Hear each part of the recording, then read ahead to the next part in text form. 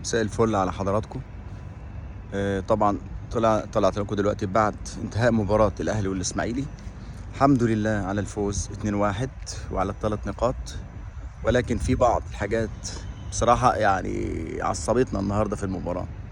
مش عارف عم كولر بيعمل ايه، يعني انت عم كولر بتألف رجعت تألف تاني، ولا انت في الدوري مدرب وفي افريقيا مدرب تاني؟ يعني شفنا النهاردة بيخرج امام عاشور احسن لاعب في المباراة. هاني مش قادر يجري، مش قادر يلعب، مرهق تعبان، لا بيدافع ولا بيهاجم ولا رفع زي الناس، وسايب عمر كمال بره اللي تألق في المباراتين اللي لعبهم الآخر. آه، تاو كان مادي مباراة كويسة وسجل هدف برضه، طلعه ونزل مصمم على ان رضا سليم برضه ينزله ناحية اليمين. يا جماعة قلنا لك يا عم كولر رضا سليم بيلعب شمال، رضا وينج شمال، كنت ممكن تنقل الشحات يمين وتنزل رضا سليم في الشمال.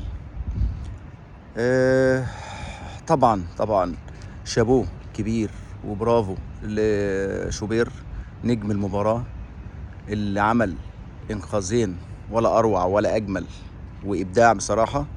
ربنا يحفظه من الاصابة ومن العين. طبعا شفنا الهدف بتاع امام عاشور، جون جميل جدا. كرة برضو تاو هدف جميل، خبطت في المدافع ودخلت، ولكن تاو لف بالكرة ولف بجسمه 180 درجة ولعبها في الجون. فإمام كان كويس جدا في المباراة.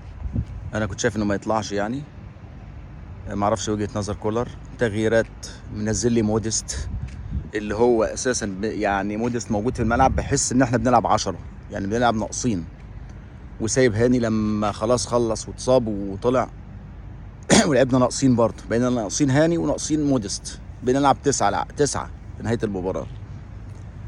مش عارف فين عمر كمال، فين كريستو اللي انت ركنته ركنه ما يعلم بيها الا ربنا. ما اعرفش هل هو مصاب بقى ولا انت في تعنت ولا ايه، ما حدش فاهم فكر كولر بالظبط.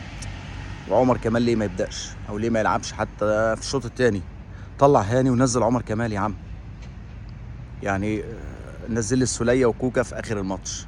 انت عايز تعمل ايه؟ انت عايز ايه من المباراه؟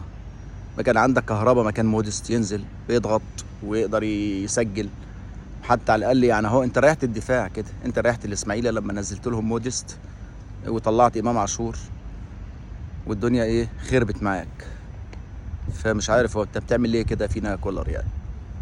على فكره يعني علي معلول وصل للاسيست 83 وتساوى مع مصطفى عبده نجم الكبير نجم النادي الاهلي في الثمانينات. معلول طبعا ان شاء الله معلول مجدد مع النادي الاهلي شبه منتهي خلاص. كمان عندنا امام عاشور من ضمن احصائياته، يعني ونتكلم عن امام شويه. امام لعب 27 مباراه ساعه انضمامه للنادي الاهلي، 27 مباراه عامل 10 اسيست و4 اهداف، يعني تقدر تقول كده معدل 129 دقيقه هدف او اسيست. فانا كنت شايف امام يكمل، كنت شايف ان عمر كمال لازم يبدا او ينزل حتى بدايه الشوط الثاني، ولكن الحمد لله قدر الله ما شاء فعل، والماتش خلص 2-1 بعد طبعا ضربة الجزاء الوهمية اللي معرفش الحكم اخترعها. طبعا اصلا قبل بداية المباراة لما شفت الغندور وطارق مجدي على الفار انا قلقت، قلت ربنا يستر. وبالفعل كورة يعني من الخيال من الوهم، كورة لا رامي شد الولد ولا زقه ولا دفعه ولا عرقلة ولا اي حاجة، معرفش حسابها على اي اساس. حتى الفار ما نزلوش، يعني طارق مجدي حتى كسل يناديله ولا قال لك يلا فرصه اهو نضغط على الاهلي يمكن الاسماعيلي كمان يتعادل بعد ضربه الجزاء دي. وكانوا قريبين من التعادل لولا انقاذين من الشوبير اللي عامل ماتش بقول لك مباراه رائعه، اعتبره هو نجم المباراه الاول والاوحد. يعني المباراه كانت ناقصه فنيات كتيره من النادي الاهلي، كانش ده مستوى النادي الاهلي احنا كنا مستنيينه.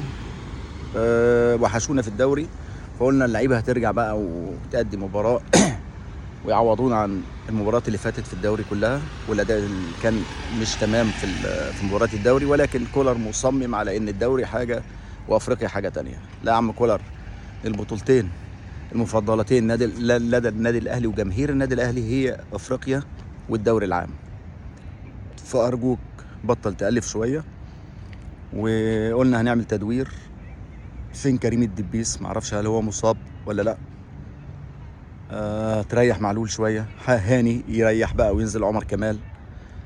معرفش كريم فؤاد هل هو مستبعده ولا مصاب. كريم فؤاد يقدر يأدي لك في الوينج الشمال وينج يمين. الناس دي لازم نشوفها، لازم تغير بقى، الناس دي لازم تدور كده وتجهزهم لمباراة النهائي. انت ممكن تحتاج اي لعيب فيهم. وسر برضو الاصرار على موديس، انا مش عارف يعني، حد يفهمني بس اكتبوا لنا يعني، هل موديس ده ابن خالته ولا موديس ده جايبينه مثلا بضمان انه لازم يلعب كل المباريات؟ انا مش فاهم يعني. واقف في نص الملعب، لا بيهاجم ولا بيدافع ولا قادر يخش على الكوره ولا قادر يقطع كوره ولا اي حاجه. فيا عم كولر الله يخليك ركز، المباريات اللي جايه مهمه جدا. اي نقطه هنفقدها هتبقى مشكله في مسيره الاهلي خلال الموسم ده.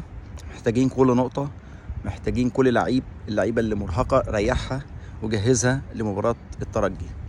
ان شاء الله بالتوفيق للنادي الاهلي في المباريات القادمه في الدوري وفي بطوله افريقيا ان شاء الله، ونحقق الفوز في مباراتي الترجي، ونحقق الفوز في المباراه الثلاثه اللي جايين قبل مباراه الترجي. قلنا عندنا مباراه الجونه، بعدين الاتحاد، وبعدين بلديه المحله. فبالتوفيق للنادي الاهلي وبالتوفيق لحضراتكم، واشكركم على المتابعه، والسلام عليكم ورحمه الله وبركاته.